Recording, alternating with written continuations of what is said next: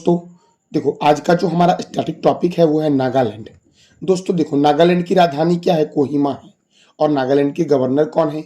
ला गणेशन है नागालैंड के राज्यपाल। और यहाँ के मुख्यमंत्री कौन है? नेफ्यू रियो। कौन है मुख्यमंत्री दोस्तों नागालैंड के? तो नेफ्यू रियो है नागालैंड के मुख्यमंत्री। यहाँ पर राज्यसभा एक है और लोकसभा भी एक है। नागालैंड की स्थापना हुई थी 1 दिसंबर 1963 को। और यहाँ पे विधानसभा सीट कितना है? 60 दोस्तों। देखो दोस्तों, मणिपुर में, मेघालय में, त्रिपुरा में, अरुणाचल प्रदेश में और नागालैंड में विधानसभा सीटों की संख्या कितनी है? 60 है। इटंकी राष्ट्रीय उद्यान, इटंकी राष्ट्रीय उद्यान कहाँ है? नागालैंड में है।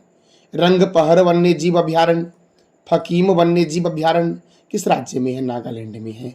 और नागालैंड का जनजाति जो है वो क्या है? तो नागा और नबोई जो है ये नागालैंड का प्रमुख जनजाति है। नागालैंड की सीमा लगती है अरुणाचल प्रदेश से, असम से दोस्तों, और मणिपुर से लगती है। 3 राज्यों से लगती है और एक देश म्यांमार से लगती है नागालैंड की सीमा। तो नागालैंड की सीमा कौन कौन से भारतीय राज्यों से लगती है? अरुणाचल प्रदेश, असम और मणिपुर। और दोस्तों एक देश है म्यांमार से नागालैंड की सीमा लगती है। अब दोस्तों, अब हम शुरू करते हैं आज के करंट अफेयर का महत्वपूर्ण सेशन। तो दोस्तों हमारा आज का पहला प्रश्न है, विश्व बौद्धिक संपदा दिवस कब मनाया गया है? विश्व बौद्धिक संपदा दिवस मनाया गया है 26 अप्रैल को दोस्तों। कब मनाया गया विश्व बौद्धिक संपदा दिवस? 26 अप्रैल को मनाया गया है। अब दोस्तों अप्रैल महीने में कौन कौन से महत्वपूर्ण दिवस मनाए गए हैं? तो देखो, विश्व ऑटिज्म जागरूकता दिवस 2 अप्रैल, अंतर्राष्ट्रीय खनन जागरूकता दिवस 4 अप्रैल को मनाया गया है। हिंदी रंगमंच दिवस 3 अप्रैल, राष्ट्रीय समुद्री दिवस 5 अप्रैल, विकास और शांति के लिए अंतर्राष्ट्रीय खेल दिवस 6 अप्रैल, राष्ट्रीय पुस्तकालय दिवस 6 अप्रैल को मनाया गया है। विश्व स्वास्थ्य दिवस 7 अप्रैल और विश्व हेम्योपैथी दिवस कब मनाया गया? 10 अप्रैल को। मेरे प्यारे दोस्तों, आप बताओ कि हेम्योपैथी के संस्थापक कौन थे? इसका जवाब देना है कमेंट बॉक्स में आपको दोस्तों। मेरे दोस्तों देखो, अंतर्राष्ट्रीय पिन सुरक्षा दिवस 10 अप्रैल, राष्ट्रीय सुरक्षित मातृत्व दिवस 11 अप्रैल, विश्व पार्किंसंस दिवस 11 अप्रैल, मानव अंतरिक्ष उड़ान का अंतर्राष्ट्रीय दिवस 12 अप्रैल, अंतर्राष्ट्रीय पगड़ी दिवस 13 अप्रैल, विश्व हीमोफीलिया दिवस कब मनाया गया है? 17 अप्रैल को मनाया गया है। विश्व विरासत दिवस 18 अप्रैल, विश्व लीवर दिवस कब मनाया गया है? तो 19 अप्रैल को मनाया गया है विश्व लीवर दिवस। मेरे प्यारे लाल एवं लालियों, अगर आपको इसका पीडीएफ चाहिए तो टेलीग्राम पे आप दोस्तों इसका पीडीएफ प्राप्त कर लेना। टेलीग्राम का लिंक वीडियो के डिस्क्रिप्शन बॉक्स में है मेरे दोस्तों देखो, राष्ट्रीय हम सकल दिवस 20 अप्रैल, राष्ट्रीय सिविल सेवा दिवस 21 अप्रैल, अंतर्राष्ट्रीय मातृ पृथ्वी दिवस 22 अप्रैल, विश्व पुस्तक और कॉपीराइट दिवस 23 अप्रैल को मनाया जाता है, विश्व अंग्रेजी दिवस 23 अप्रैल, राष्ट्रीय पंचायती राज दिवस 24 अप्रैल, अंतर्राष्ट्रीय प्रतिनिधि दिवस मनाया गया है 25 अप्रैल को। विश्व मलेरिया दिवस कब मनाया गया है? तो 25 अप्रैल को मनाया गया है विश्व मलेरिया दिवस दोस्तों। मेरे प्यारे लाल एवं लालियों, ये था अप्रैल महीने के महत्वपूर्ण करंट अफेयर दोस्तों दिवस वाले। दोस्तों हमारा अगला प्रश्न है, हाल ही में किस राज्य ने 23 अप्रैल को खोंगजोम दिवस मनाया है? तो मणिपुर ने दोस्तों 23 अप्रैल को मनाया है खोंगजोम दिवस। दोस्तों यह खोंगजोम दिवस क्या है? तो देखो, 1891 में एंग्लो मणिपुरी युद्ध के दौरान खोंगजोम की लड़ाई में अंग्रेजों के खिलाफ लड़ने वाले बहादुर आत्माओं को श्रद्धांजलि देने के लिए खोंगजोम दिवस मणिपुर प्रत्येक वर्ष 23 अप्रैल को मनाता है दोस्तों। अब मणिपुर दोस्तों, तो देखो दोस्तों, मैं पूर्वोत्तर भारत के 8 राज्यों के बारे में आपको बता चुका हूँ स्टैटिक टॉपिक में, जिसका पीडीएफ टेलीग्राम पे दोस्तों मैंने आज ही अपलोड किया है। तो जिस भी बच्चे को दोस्तों उस 8 राज्य की संपूर्ण जानकारी चाहिए वो टेलीग्राम को ज्वाइन कर लेना, जिसका लिंक वीडियो के डिस्क्रिप्शन बॉक्स में है। तो मेरे प्यारे लाल एवं लालियों, अब मणिपुर, तो देखो मणिपुर की राजधानी क्या है? इम्फाल है। क्या है मणिपुर की राजधानी दोस्तों? इम्फाल है। यहाँ के मुख्यमंत्री हैं एन बीरेन सिंह और यहाँ के गवर्नर है अनसुईया उइके। यहाँ पर राज्यसभा 1 है और लोकसभा 2 है दोस्तों। मणिपुर के गवर्नर को दोस्तों कौन है? तो याद रखना अनसुईया उइके हैं, जबकि मुख्यमंत्री है एन बीरेन सिंह। इसकी स्थापना हुई थी 21 जनवरी 1972 को। कब हुई थी दोस्तों मणिपुर की स्थापना? 21 जनवरी 1972 को हुई थी। और मणिपुर में विधानसभा सीट कितना है दोस्तों? 60। देखो, मणिपुर में है, मेघालय में, त्रिपुरा में, अरुणाचल प्रदेश में और नागालैंड में दोस्तों विधानसभा सीटों की संख्या कितनी है? 60 है। मणिपुर में ही है लोकटक झील, और इसी लोकटक झील पर दोस्तों दुनिया का एकमात्र तैरता हुआ नेशनल पार्क है किबुल लामजाओ राष्ट्रीय उद्यान, और इसे 1977 में राष्ट्रीय पार्क घोषित किया गया था। तुजू दर्रा दोस्तों मणिपुर में है और यह भारत और म्यांमार को जोड़ती है। सिरोही राष्ट्रीय उद्यान कहाँ है? मणिपुर में है दोस्तों सिरोही राष्ट्रीय उद्यान। मेरे प्यारे लाल एवं लालियों, मणिपुर की सीमा लगती है म्यांमार से, मिजोरम से लगती है, असम से लगती है और नागालैंड से लगती है मणिपुर की सीमा दोस्तों। मेरे प्यारे दोस्तों, अब अगले प्रश्न की ओर बढ़ते हैं। हमारा अगला प्रश्न है, किस राज्य में तितली की नई प्रजाति नेपिट्स फिलारा की खोज की गई है? नेपिट्स फिलारा की खोज की गई है अरुणाचल प्रदेश में दोस्तों। इसका राइट आंसर क्या हो जाएगा? ए, कि नेटिव्स फिलारा तितली की एक नई प्रजाति है जिसकी खोज कहाँ की गई है? अरुणाचल प्रदेश में। देखो दोस्तों, अरुणाचल प्रदेश में सबसे पहले सूर्योदय होता है और अरुणाचल प्रदेश का प्राचीन नाम है नेफा। अरुणाचल प्रदेश दोस्तों भारत के सबसे पूर्वी छोर पर स्थित है। दोस्तों देखो, अरुणाचल प्रदेश की कैपिटल क्या है? ईटानगर, और ईटानगर में ही बना है सेला सुरंग दोस्तों। ईटानगर में ही है पासीघाट हवाई अड्डा। अरुणाचल प्रदेश के गवर्नर है कैवल्य त्रिविक्रम नाइक, और यहाँ के मुख्यमंत्री कौन है? पेमा खांडू। यहाँ पे राज्यसभा 1 है और लोकसभा कितना है मेरे दोस्तों? 2 है। देखो, अरुणाचल प्रदेश की जब स्थापना हुई थी तो केंद्र शासित प्रदेश के रूप में हुई थी, यूनियन टेरिटरी के रूप में हुई थी। कब हुई थी? 21 जनवरी 1972 को। और इसे राज्य कब बनाया गया? 20 फरवरी 1987 को इसे राज्य बनाया गया। पखोई वन्य जीव अभ्यारण्य, नामदफा बाघ रिजर्व, कमलांग बाघ रिजर्व, मौलिंग राष्ट्रीय उद्यान, दिबांग वन्य जीव अभ्यारण्य दोस्तों, टैली घाटी वन्य जीव अभ्यारण्य कहाँ है? अरुणाचल प्रदेश में। कौन कौन सा मेरे दोस्तों? तो याद रखना, पखोई, नामदफा, कमलांग, मौलिंग और दिबांग वन्य जीव अभ्यारण्य, टैली घाटी वन्य जीव अभ्यारण्य कहाँ है? अरुणाचल प्रदेश में है। और यहीं पर दोस्तों ईटानगर में सेला सुरंग बना है। दोस्तों, ब्रह्मपुत्र नदी जो भारत में प्रवेश करती है वो यंग्याप दर्रे के पास से प्रवेश करती है। मेरे प्यारे लाल एवं लालियों, ब्रह्मपुत्र नदी, तो आप बताओ कमेंट बॉक्स में कि ब्रह्मपुत्र नदी जो आपका है ये तिब्बत से निकलती है, कौन से झील से निकलती है? मेरे दोस्तों, संगेस्तर झील या संगेस्तर तसो, जिसका अन्य नाम कोयली झील भी है, ये भी अरुणाचल प्रदेश में है। बोमडिला दर्रा, यांग्याप दर्रा और दीफू दर्रा कहाँ है? अरुणाचल प्रदेश में दोस्तों। और पूर्वोत्तर भारत का सबसे बड़ा राज्य क्षेत्रफल में कौन सा है? अरुणाचल प्रदेश। पूर्वोत्तर भारत का सबसे छोटा राज्य कौन सा है? ये आप बता दो कौन है दोस्तों, कमेंट बॉक्स में ये आप बता दो कि पूर्वोत्तर भारत का सबसे छोटा राज्य कौन है, क्षेत्रफल में भी और जनसंख्या में भी दोस्तों। इसका जवाब देना है कमेंट बॉक्स में आपको। मेरे प्यारे लाल एवं लालियों, हम बढ़ते हैं अगले प्रश्न की ओर। हमारा अगला प्रश्न है, महासागर दशक सम्मेलन 2024 का आयोजन कहाँ होगा? तो इसका आयोजन होगा स्पेन में दोस्तों। कहाँ होगा? स्पेन में। दोस्तों, अमेरिका की राजधानी है वॉशिंगटन, और वॉशिंगटन में वर्ल्ड बैंक का हेडक्वार्टर है, माइक्रोसॉफ्ट का हेडक्वार्टर है, और IMF अंतर्राष्ट्रीय मुद्रा कोष का हेडक्वार्टर कहाँ है? वॉशिंगटन में। जर्मनी की राजधानी क्या है? बर्लिन। दोस्तों, ऑस्ट्रेलिया की राजधानी क्या है? ये आपको बताना है कमेंट बॉक्स में। अब दोस्तों, स्पेन में हुआ है महासागर दशक सम्मेलन 2024, तो स्पेन की राजधानी मैड्रिड है। स्पेन के PM कौन है?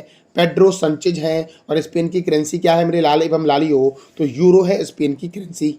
मेरे प्यारे दोस्तों, हम अगले प्रश्न की ओर बढ़ते हैं। हमारा अगला प्रश्न है, विश्व पृथ्वी दिवस पर जलवायु रणनीति 2030 किसने लॉन्च किया है? तो नबार्ड ने लॉन्च किया दोस्तों। किसने लॉन्च किया? नबार्ड ने। किस अवसर पर दोस्तों? तो विश्व पृथ्वी दिवस के अवसर पर जलवायु रणनीति 2030 लॉन्च किया गया है नबार्ड के द्वारा। जरा आप बता दो दोस्तों कि पृथ्वी दिवस कब मनाया गया है, ये आप बता दो कमेंट बॉक्स में। अब नबार्ड दोस्तों, तो देखो, नबार्ड का फुल फॉर्म कई बार एग्जाम में पूछ लिया जाता है।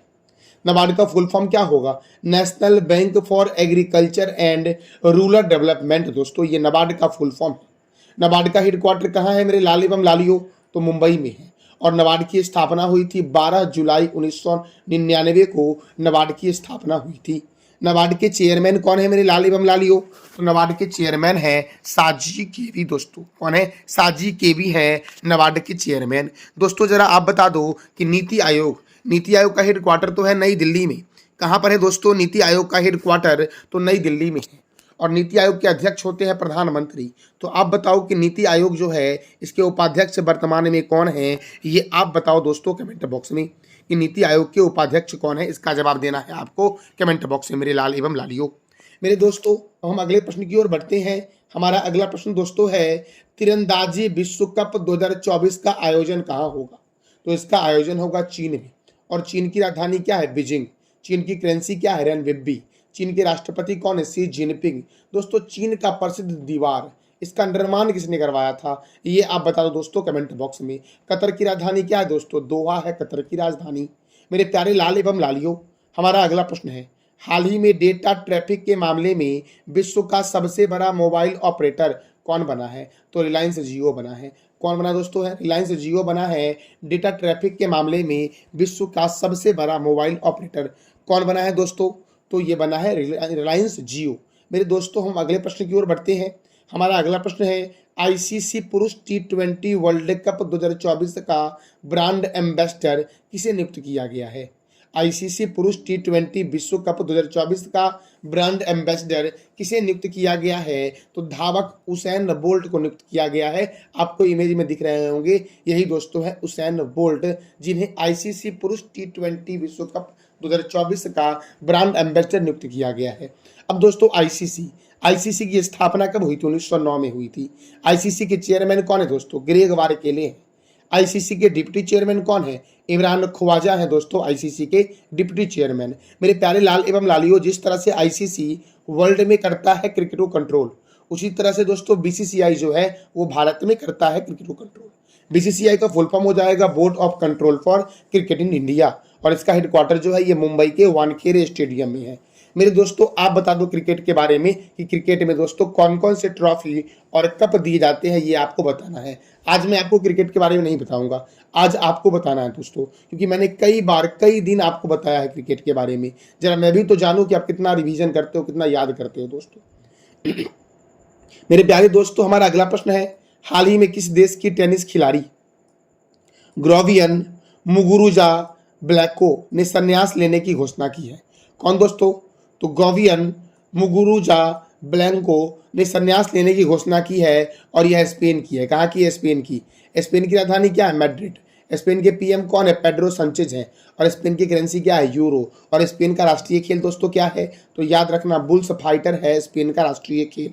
दोस्तों देखो मैंने क्या बोला, किस देश की टेनिस खिलाड़ी गॉर्विन मुगुरुजा ब्लैको ने संन्यास लेने की घोषणा की है, तो स्पेन की। और स्पेन की राजधानी क्या है, मैड्रिड है। यहाँ की करेंसी क्या है, यूरो। यहाँ का राष्ट्रीय खेल दोस्तों क्या है, तो बुल्स फाइटर सांड युद्ध दोस्तों यहाँ का राष्ट्रीय खेल। मेरे प्यारे दोस्तों हमारा अगला प्रश्न है, हाल ही में सुब्रमण्यम धारेश्वर का निधन हुआ है। 67 वर्ष की अवस्था में दोस्तों बीमारी के कारण इनका निधन हो गया है। इनका संदर्भ इनका संबंध किस नृत्य से है, तो याद रखना यक्षगन से इनका संबंध दोस्तों है, और यक्षगन कर्नाटक का मुख्य लोक नृत्य है। आप बता दो कथक जो दोस्तों है ये कथक कहाँ का प्रमुख लोक नृत्य है, इसका जवाब दे दो कमेंट बॉक्स में मेरे दोस्तों। तो ये था आज का हमारा महत्वपूर्ण 10 करंट अफेयर दोस्तों, जो आपके किसी भी प्रतियोगिता परीक्षा के लिए महत्वपूर्ण है। मेरे प्यारे लाल एवं लालियों, हम पिछले दिन के करंट अफेयर को जरा सा रिवीजन करते हैं। मैंने पिछले दिन आपको बताया था कि विश्व मलेरिया दिवस कब मनाया गया है, 25 अप्रैल को मनाया गया है। राष्ट्रीय टीकाकरण सप्ताह घोषित किया गया है 24 से 30 अप्रैल को। और किस देश का पासपोर्ट है जो दुनिया का सबसे सस्ता पासपोर्ट बना है, तो संयुक्त अरब अमीरात का, और भारत दूसरे स्थान पे दोस्तों। किस राज्य में सबसे बड़ा मंदिर महोत्सव त्रिशूर पूरम 2024 मनाया गया है, तो केरल में। और 34वें सेंग खिहलंग महोत्सव किस राज्य में मनाया गया है, मेघालय में मनाया गया है। मेघालय में ही दोस्तों सर्वाधिक वर्षा होती है, मेघालय के मासिन राम में। मेरे दोस्तों वैश्विक सैन्य खर्च 2023 के अनुसार भारत का स्थान चौथा है। प्रथम स्थान पे अमेरिका है, दूसरे स्थान पर चीन है, तीसरे स्थान पर रूस है, और चौथे स्थान पे भारत है दोस्तों। 2022 में दोस्तों ये आंकड़ा कुछ और था। 2022 में अमेरिका था प्रथम स्थान पर, और दूसरे स्थान पर रूस था, तीसरे स्थान पर चीन है, और चौथे स्थान पे भारत था दोस्तों। और 2023 में दोस्तों रूस हो गया तीसरे स्थान पर, और चीन हो गया है दूसरे स्थान पर। ज्वालामुखी माउंट एरेबस ये कहाँ है, तो अंटार्कटिका में स्थित है दोस्तों। Laureus world sportsman of the year 2024 का अवार्ड किसे दिया गया है, तो नोवाक जोकोविच को दिया गया है। और दोस्तों किस देश की स्पेस एजेंसी ने सौर ऊर्जा से संचालित अंतरिक्ष यान लॉन्च किया है, तो अमेरिका की स्पेस एजेंसी नासा ने लॉन्च किया है। और नासा की स्थापना कब हुई थी, 29 जुलाई 1958 को हुई थी। तो दोस्तों मैं प्रत्येक दिन आपको करंट अफेयर दोस्तों बैक वाला रिवीजन करवाता हूँ, और नए 10 करंट अफेयर बताता हूँ जो आपके एग्जाम के लिए बहुत ही महत्वपूर्ण होते हैं। मेरे प्यारे लाल एवं लालियों, मैं प्रत्येक दिन आपसे 3 प्रश्न करता हूं वीडियो के एंड में। मैंने जो पिछले दिन प्रश्न किया था वो प्रश्न था हमारा, हाल ही में आईपीएल में 200 विकेट लेने वाले गेंदबाज कौन बने हैं, युजवेंद्र चहल बने हैं। अलीगढ़ मुस्लिम विश्वविद्यालय की पहली महिला कुलपति कौन बनी है? नाइमा खातून बनी है। और आसमान की रानी दोस्तों, बोइंग 747 ने अपनी अंतिम उड़ान भरी है। और यह किस एयरलाइन से संबंधित है? तो एयर इंडिया के एयरलाइन से संबंधित है। और एयर इंडिया की स्थापना कब हुई, ये आप बता दो। मेरे प्यारे लाल एवं लालियों, आज का जो हमारा 3 प्रश्न है जिसका जवाब देना है कमेंट बॉक्स में आपको। 34वें सेंग खिहेलंग महोत्सव किस राज्य में मनाया गया है? वैश्विक सैन्य खर्च 2023 के अनुसार भारत का स्थान क्या है और पहले स्थान पे कौन है, ये आपको बताना है। और ज्वालामुखी माउंट एरेबस कहाँ स्थित है? इस तीनों प्रश्न का जवाब देना है कमेंट बॉक्स में आपको। मेरे प्यारे दोस्तों, ये था आज का हमारा महत्वपूर्ण करंट अफेयर। जानकारी कैसी लगी, इसका फीडबैक आप अवश्य कमेंट बॉक्स में देना। मेरे प्यारे लाल एवं लालियों, थैंक यू सो मच।